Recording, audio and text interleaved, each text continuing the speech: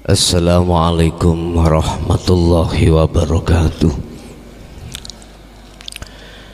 Ila hadratin Nabi Mustafa Rasulillahi sallallahu alaihi wasallam wa ala alihi wa azwajihi wa dzurriyyatihi wa qurrabatihi wa ali baitihi wa ashabil kiram wa ila jami'il anbiya wal mursalin wal awliya wa syuhada wa salihin wa tabi'ina ila yaumiddin, khususan ila jami'i masyayikhi ila muntahum wa ila abaina wa ummatina wa azdadina wa masyayikhina wa auladina wa azwajina wa dzurriyyatina wa ahli baitina, khususan ila jami'i man tabi'ana wa jami'il arwah fi hadil majlis wa ghairuhum sayyulillahi lana wa lahumul fatihah.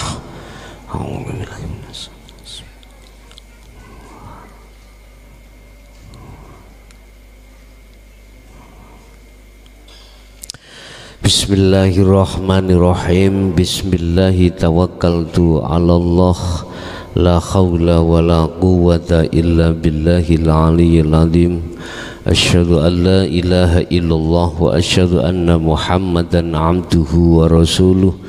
Allahumma salli wa sallim wa barik alaihi wa ala alihi wa ashabihi ajma'in. Qala Allah ta'ala fi kitabihil karim, a'udzu billahi minasyaitonir rajim. Bismillahirrahmanirrahim. Ya ayyuhalladzina amanu dzkhulu bis-silmi kafah wa la tattabi'u khutuwati syaitan innahu lakum aduwwum mubin. Shadaqallahul azim. Amma ba'd. Sepanjang masa sampai detik ini, bagi kita yang belum mengenal pengajaran-pengajaran yang ada kaitannya dengan dinul haq yang diajarkan terhadap ruhaniyah, mengapa kita selalu lalai pada Allah? Sepanjang sejarah, ketika saat ruhaniyah belum menerima dan mengamalkan dinul haq, mengapa kita selalu lalai pada Allah? Tidak hanya kita di luar aktivitas sholat, bahkan di dalam sholat pun kita lalai terhadap Allah. Mengapa? Ini satu persoalan yang amat besar, tetapi dibikin kecil oleh umat manusia, khususnya umat Islam. Saya ulangi, ini persoalan yang amat besar tapi dibikin kecil oleh umat Islam di seluruh dunia. Akhirnya apa? Sibuklah dia brai njobo. Tahu brai njobo? Sibuklah dia apa brai gua? Berhias jasmaniah. Kelambenane gak jubahane gak gelem. Kemana kemari nek gak kopian ra gelem. Yang perempuan juga begitu. Kemana kemari kalau kalungane diketokno ning jeruk jabone kelambi.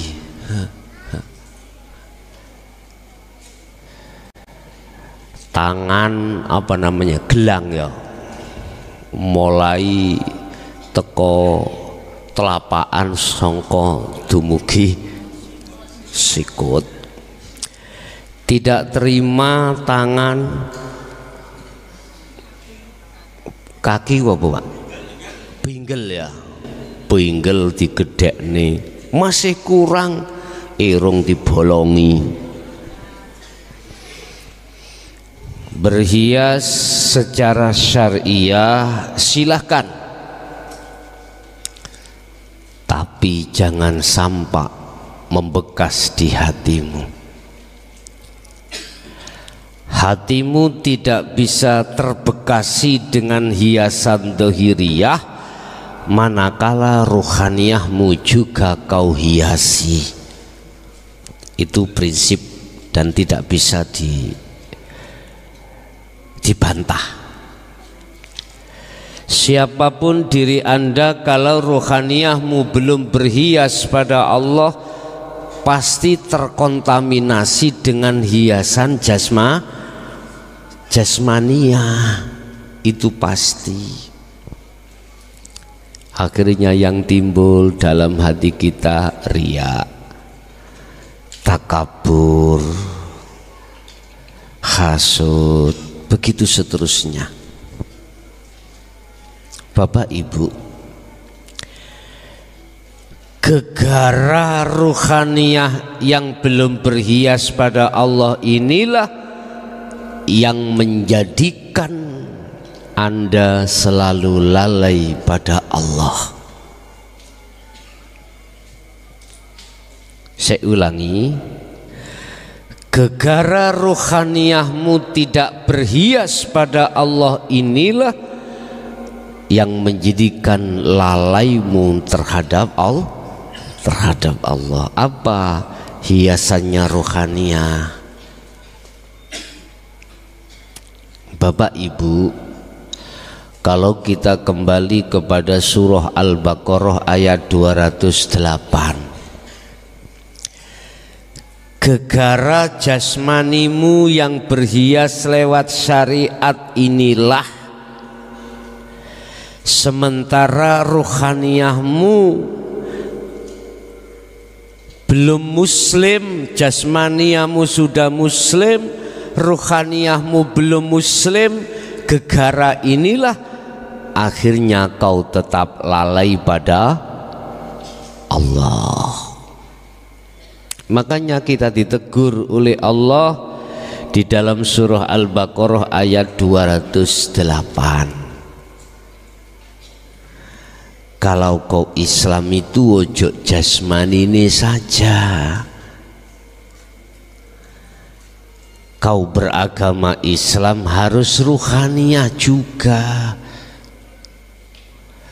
Masuklah kau, hei manusia, yang manusia itu dari jasmani dan ruhani, di dalam agama Islam dengan sempurna.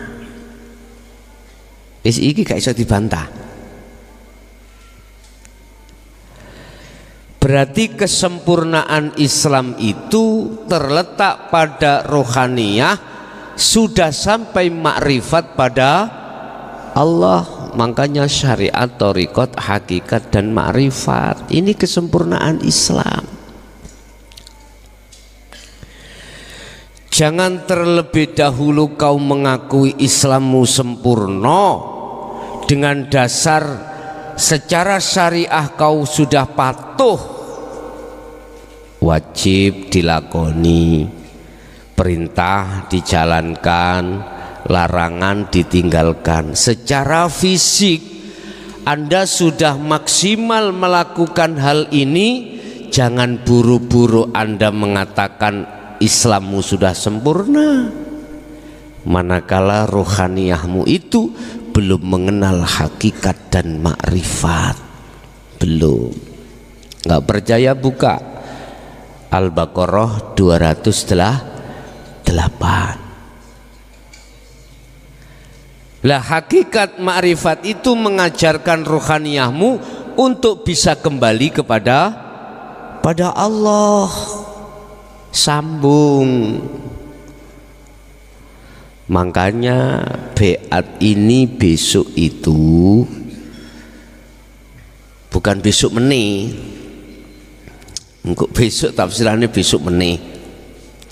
Itu adalah bisa dikatakan mengislamkan rohaniyahmu atau menyambungkan talinya ruhmu terhadap Allah. Dah.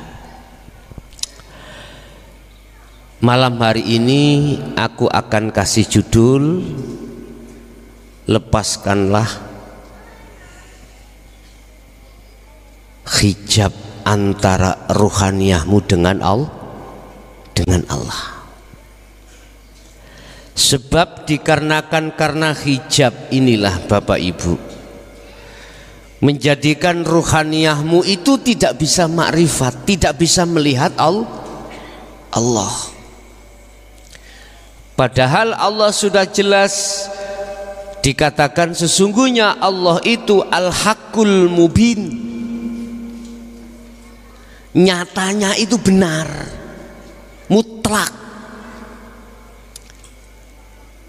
Sebab tatkala tidak ada Allah, tidak ada hidup, semua ini gak tampak. Yang tadinya kita melihat degan, melihat gelas, melihat meja, ini semua karena nyatanya hidup. Lantas mengapa hidup kita tenggelamkan yang kita nyatakan selain hidup? Ini anehnya. Bapak Ibu hadirin jamaah rahimakumullah. Terus bagaimana caranya saya untuk membuka aura di dalam ruhaniyah saya sehingga bisa langsung makrifat pada Allah? Hal ini berkenaan dengan surah Al-Baqarah 256 257.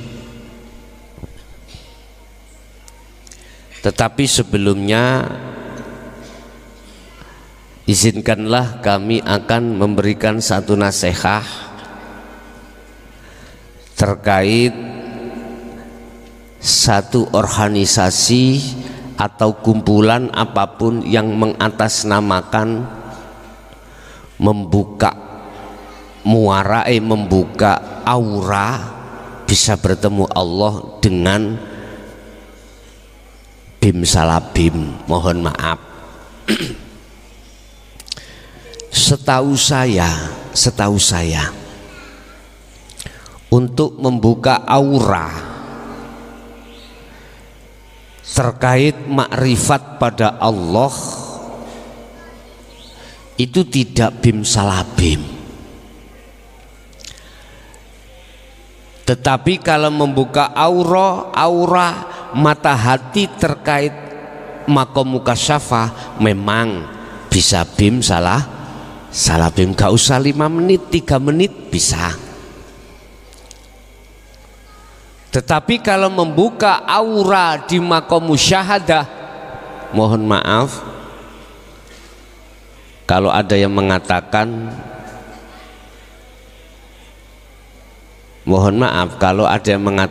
bim salabim mulai sejak zaman Rasul siapa, kekasih siapa, kekasih Allah siapapun, itu harus melewati birriyadati wal azkar. Seperti itu, riyadhah dan berzikir. Cuman yang dimaksud berzikir ini bukan zikir yang kita menyebut-nyebut nama, bukan. Bapak Ibu hadirin, oleh sebab itu barangkali ada yang mengatasnamakan pembuka aura di musyahadah. Saya hanya bisa kasih nasihat, nanti ujungnya adalah materi. Aku yakin ujungnya adalah materi. Ternyata itu pembuka di dalam maqam mukasyafah. Kalau pembuka di dalam maqam mukasyafah 5 menit bisa, dan atau 3 menit aja lah, bisa begitu. Oke, kita kembali kepada materi. Bukalah, singkirkanlah, robohkanlah pembatas antara ruh dengan Allah. Sebab dengan pembatas inilah ketika Anda sholat nggak akan bisa kau ingat pada Allah, nggak akan bisa kau makrifat pada Allah, karena tertutup dengan sesuatu. Dalam bahasa Islam, oleh karena Islam kita masih Islam KTP, ya, Islam jasmani, ruhaniyahnya belum kita Islamkan, yang disebut Islam sejati, mohon maaf, nggak bisa Pak. Kecuali Islam Anda sudah Islamnya itu sempurna sampai makrifat, maka aku yakin itu akan bisa basiroh Anda makrifat pada Allah. Pun dibuka di dalam surah Al-Baqarah 256 dulu, bagi pemula khususnya. La ikraha fiddin qad tabayyana rusdu minal ghayy. Tidak ada paksaan. Ajaran dinul haq ini harus diikuti, ndak. Jadi kami tidak memaksa umat manusia, khususnya umat Islam, supaya ruhnya itu Muslim, supaya ruhnya itu Islamnya Islam sejati, ndak. Supaya ruhnya itu mengenal Allah, tidak. Ini ajaran, tidak ada paksaan bagi Anda semuanya. Ajaran yang mana? Qad tabayyana rusdu minal ghayy. Ajaran yang membebaskan ruhaniyahmu dari belenggunya hawa nafsu lewat hijabnya itu, sehingga Anda tidak bisa untuk melihat makrifat pada Allah. Lah, ajaran ini disampaikan. Kalau Anda mau, terimalah.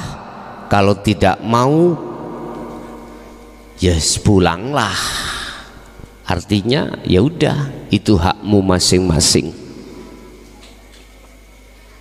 Yang ada di YouTube, kalau itu enggak cocok di hatimu, ya udah, matikan YouTube-mu.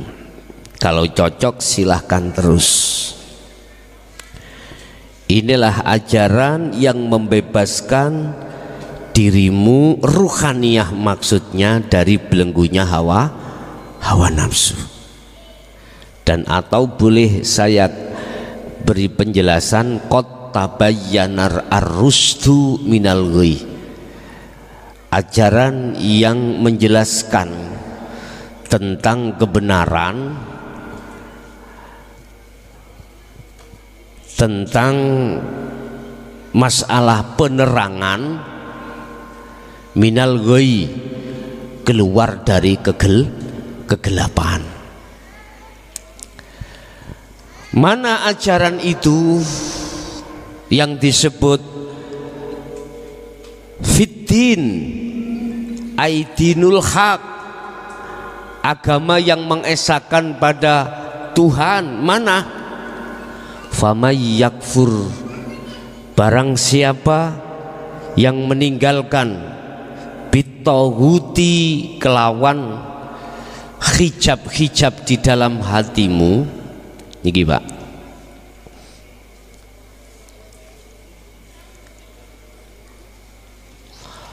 wa may yakfur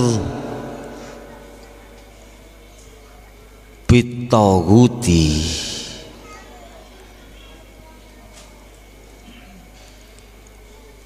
wa yu'min billah.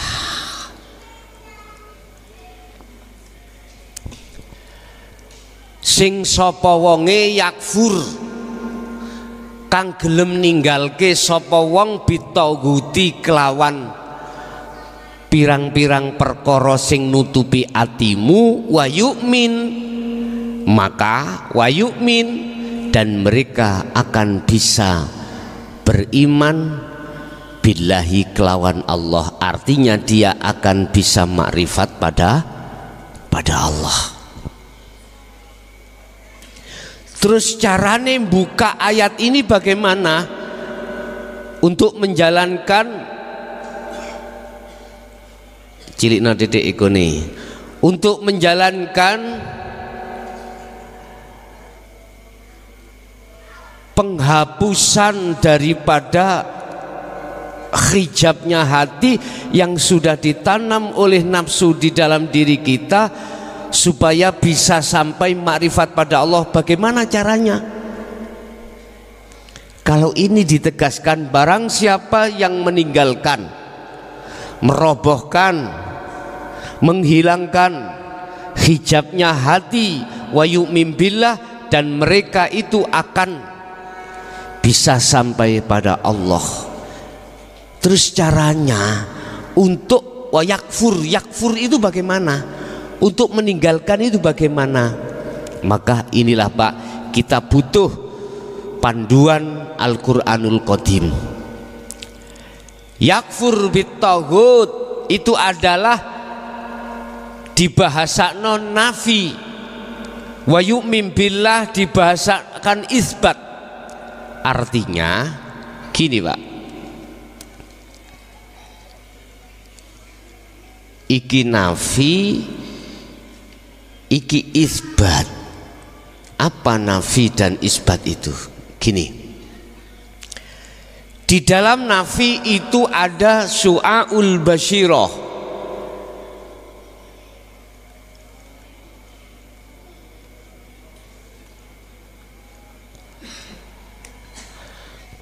Nafi adalah pembersihan, prakteknya adalah su'aul basyirah. Yakinkanlah, rasakanlah bahwasanya hidup itu adalah wujudnya Allah. Wis, ini nggak bisa jenengan tolak. Harus yakin bahwasanya hidup itu adalah wujudnya Allah. Di manakah wujudnya Allah itu? Hidup itu ada di dalam dan di luar dirimu. Bahasa kalau boleh saya katakan laisa kamitslihi syai'un itu ya di depanmu ini loh. Ini wujudnya Allah. Ini nafi. Condongkan hatimu, rohaniyahmu terhadap hidup ini. Jangan kau condongkan rohaniyahmu terhadap selain ini. Yang dimaksud fisik ini jangan, makhluk ini jangan. Ini maksud yakfur bitaghut. Berarti Anda harus melaksanakan zikir sirul asrar ketika Anda pengen yakfur bitaghuti, pengen menghilangkan, merobohkan hijab tutupnya hati, tutupnya roh, antara roh dengan Allah. Sebab inilah biang kerok ruhaniyahmu itu tidak bisa menyatakan wujudnya Allah.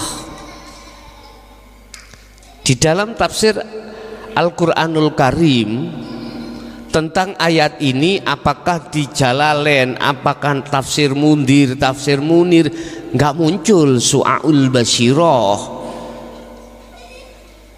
Sampai buka di dalam Al-Qur'anul Qadim baru muncul adzikru bisiril asrar, terletak di su'aul basyirah. Ketika saat proses yakfur bitaghut, ya ini waktunya relatif. pancaran hati imanmu hanya pada hidup itu kau condongkan, ini relatif waktunya, maksimal lah saya kasih waktu 40 hari 40 malam. Setelah ini selesai, wa yu'min billah, maka disitulah akan nyata wujudnya Allah. Kalau kita bahas masalah iman, konteks imanmu itu tidak ada selain Allah. Contoh, kau melakukan sholat, kalau sudah wa yu'min billah, imanmu itu sudah tidak lagi kau yang melakukan, tapi yang melakukan adalah Allah. Itu nantinya gitu. Akhirnya isbat ini memunculkan ainul basiroh, ain wa haqqul basiroh. Ini Pak, melihat dan bertemu dan menyatakan iman itu hanya Allah yang melakukan. Bahasa hatimu mengatakan ya aku iku Allah. Hidup itu loh Pak, menyatakan seperti itu. Mudah toh ya? Mudah.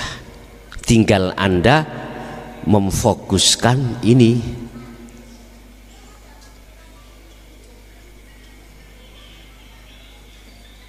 Memfokuskan dzikir sirul asrar di tingkatan ini bagi pemula. Apa ini harus dibaca dalam hati su'aul basyiroh? Boten. Anda cukup meyakini, merasakan bahwasanya hidup yang ada di dalam dan di luar dirimu apapun itu adalah wujudnya Allah. Seperti halnya gini loh Pak, ini taruh aja kacamata, Anda tidak tahu, saya kasih tahu Pak, Bu, di dalam kopiah ini ada kacamata. Anda percaya karena kuhabari. Mengapa Anda percaya? Karena saya tidak pernah berbohong terhadap jenengan, nggak pernah. Mesti di dalam hatimu itu akan muncul iman, percaya, walaupun kabar yang kami sampaikan itu Anda belum tahu.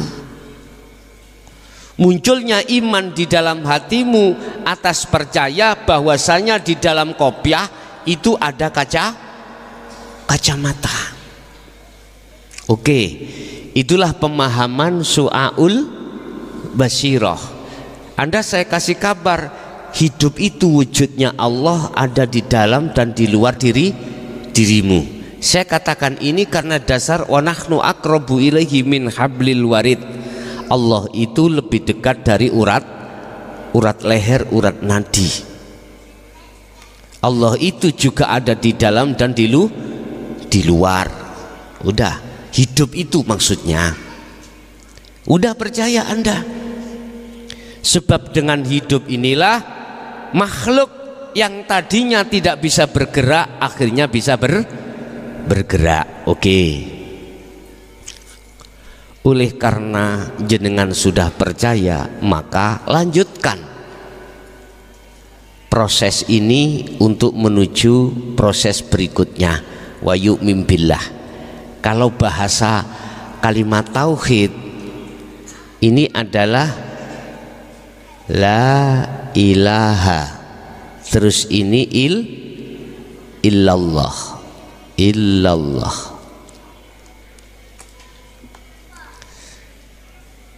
Arti la ilaha tidak ada Tuhan. Loh, maksudnya tidak ada Tuhan? Sebenarnya di dalam jagatnya ruh itu tidak ada Pak. Isinya ini nggak ada.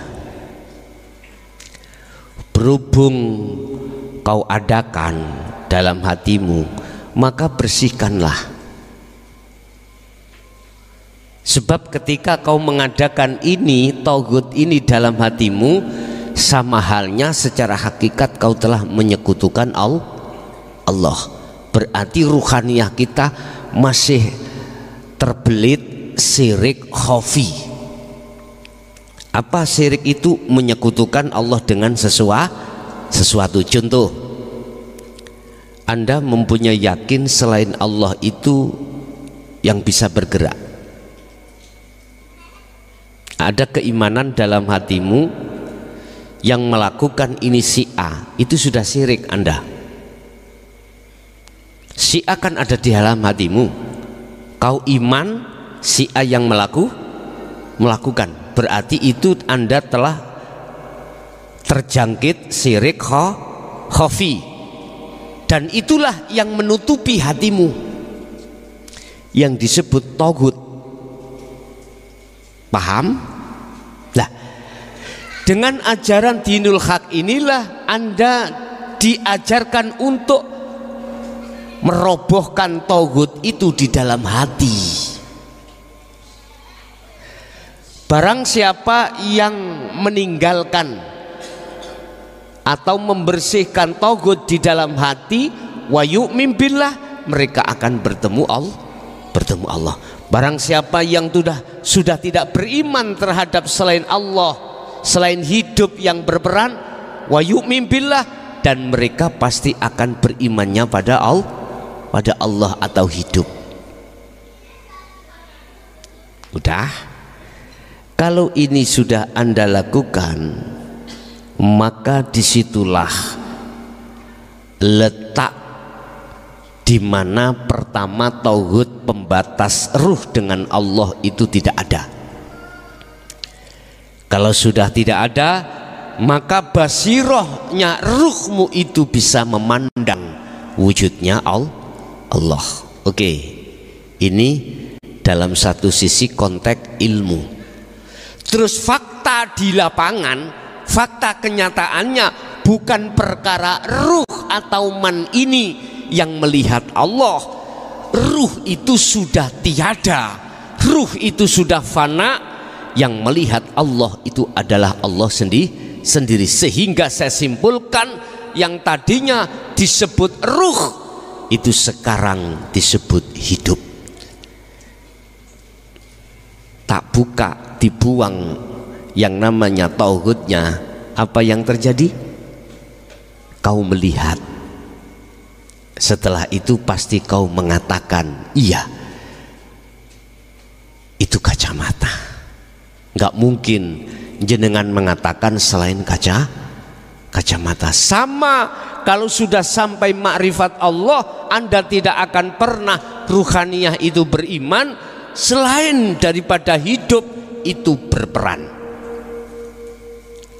Kalau sudah begini Bapak Ibu, nggak ada bedanya af'al yang ada pada taat dan pada maksiat secara syariat.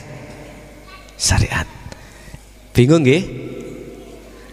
Apa kejadian yang ada di masjid dan di lokalisasi miturut pandangan orang yang sudah di sini itu sudah tidak ada bedanya karena melihat Sang Yang Tunggal saja. Kalau melihat makhluknya ya beda lah Pak. Sana maksiat, sini taat. Paham nggih? Oke. Diteruskan ayatnya. Faqadistamsaka bil urwatil wuthqa lam fisama laha. Siapa yang sudah melakukan hal ini, memegang teguh pengamalan ini lewat sirul asrar, maka itulah orang yang disebut memegang teguh tali Allah. Makanya beat itu saya tidak membeat jari dengan sirinda. Itu pembeatan di thariqah. Di hakikat pembeatan saya adalah di sirul asrar dan fana'ul dzikri. Begitu Bapak Ibu. Oke. Wallahu sami'un alim. Utawi Allah iku sami, zat kang yang maha mendengar, alim dan mengerteni. Artinya gini Bapak Ibu, ketika saat Anda dihadapkan kondisi apapun secara fisik, ruhaniyahmu itu selalu condongnya melihat pada nyatanya hidup. Itulah nyatanya Allah. Inilah kekasih Allah. Walaupun Anda itu bisanya melakukan hal itu 24 jam hanya 5 menit, itu sudah disebut sebagai kekasih Allah. Bukan ilmu loh Pak ya, bukan paham ilmunya loh, ndak, sudah praktek ilmunya. Berarti Anda sudah bisa merasakan, mengimani yang sebenarnya. Bukan ilmu pengajian ini, ndak, bukan. Pengajian ilmu ini untuk memudahkan Anda melakukan nantinya ketika mempraktekkan maksud yakfur bitaghut wa yu'min billah. Sebab sebelum kau melakukan tindakan ini, yakfur bitaghut ini, terlebih dulu saya pahamkan ilmunya supaya mudah Anda melakukan.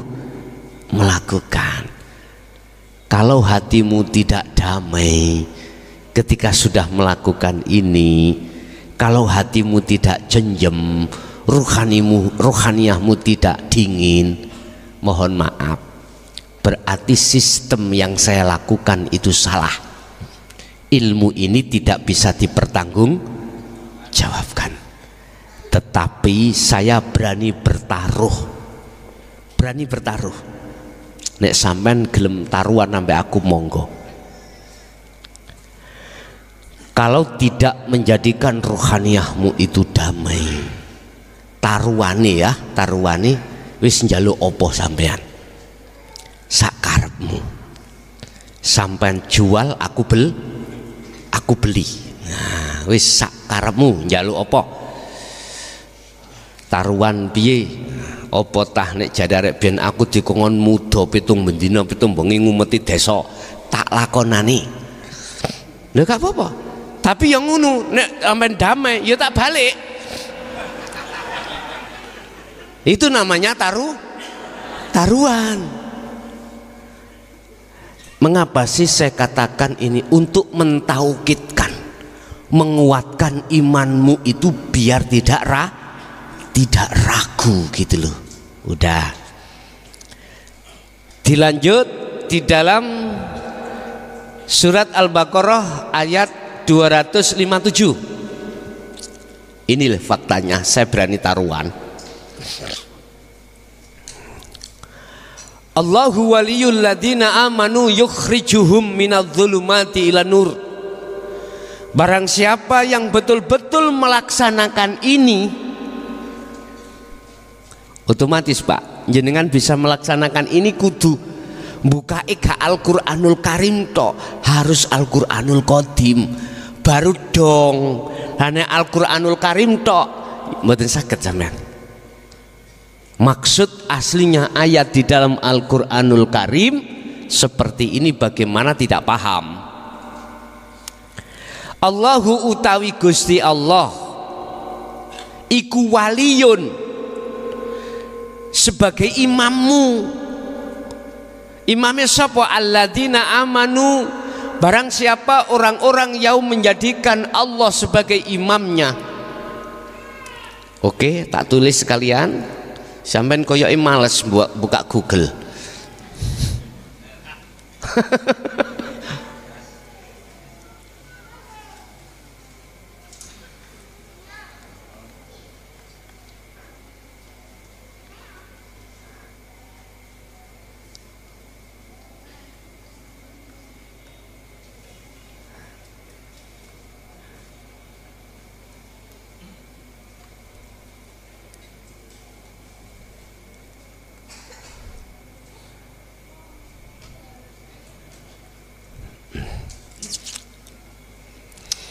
Barang siapa yang menjadikan Allah itu sebagai imam, berarti ruhaniyah mumang condongnya hanya pada hidup.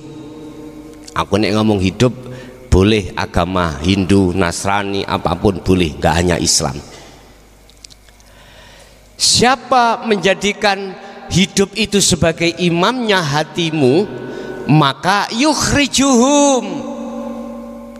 Hidup itu ya, yang disebut Allah bahasa Islam, akan mengeluarkan dirimu ruhaniyah minadz-dzulumat, dari kegelapan ilan nur menuju terang benderang, dari kebutaan menuju tidak buta.